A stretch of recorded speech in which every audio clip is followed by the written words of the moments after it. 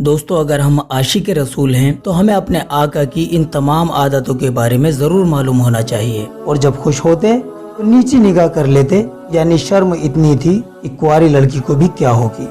बड़ी हंसी आती तो यूं ही तनिक से मुस्कुरा देते, यानी आवाज से कभी ना हंसते।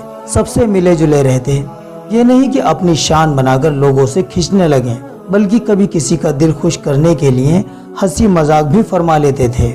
लेकिन इसमें भी वही बात फरमाते जो सच्ची होती। नफल इतनी पढ़ते कि खड़े खड़े दोनों पांव सूज जाते।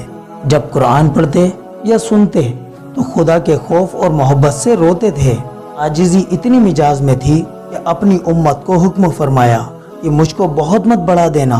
अगर कोई गरीब माँ आकर कहती कि मुझको आपसे कुछ अलग में कहना है, तो आप फरमाते कि कहीं सड़क पर बैठकर कह लें। वो जहाँ भी बैठ जाती, आप भी वहीं पर बैठ जाती। कोई बीमार हो